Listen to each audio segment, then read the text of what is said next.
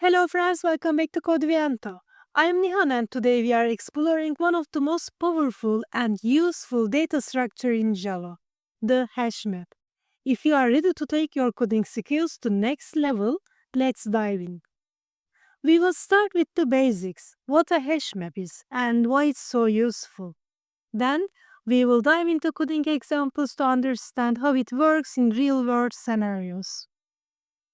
A hash map is a data structure to store data in form a key-value pairs. Think of it like a dictionary, where you have a unique key to access a specific value. Each key like a unique identifier. One null key and multiple null values are permitted. Hash maps do not guarantee an order for the keys.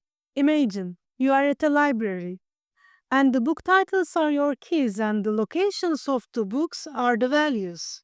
With a hash map, you can instantly find the location of a book by the title.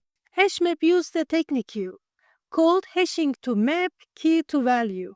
This makes retrieve data very fast. Constant time in average case, or one time complexity. You can store different type of data like names, IDs or objects. Make it very versatile. Unlike arrays, hash map grows dynamically when needed. What is a hash function? A hash function is like a tool that takes an input, for example, a book title, and gives you a number is returned. This number tells us where to store or find the data. Imagine a library with books. Each book has a title and hash function tells us which shelf or location to put the book on based on its title. For example, hash Harry Potter and shelf 0 and hash Percy Jackson and shelf 1. This way we can quickly find the location of the book without searching out the entire library. Hash function help us to find store things quickly. It's like having an index in a book, so we don't need to read every page to find a specific topic. Instead, we can go straight to the right place. What about collisions? A collision happens when the hash function assigns the same shelf number for two different items. This means two different books want to go to the same shelf. Here, both Harry Potter and Hobbit are assigned to shelf 0, which creates a collision. Collision can be handled. There are two different methods, chaining and open addressing.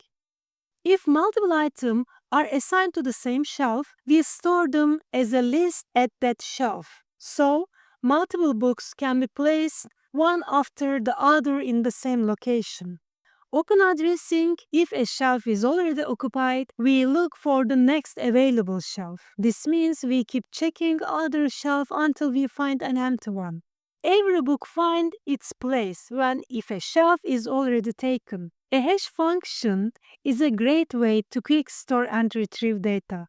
However, sometimes collisions occur when two items are assigned at the same location. These collisions can be resolved using methods like chaining or open addressing. Hash maps are cornerstone of efficient programming in Java, especially when dealing with key-value pair data. In our videos, we are solving algorithms with hashmap and we will implement hashmap in Java. Make sure like, comment and subscribe so you don't miss it. Thank you for watching friends. See you soon.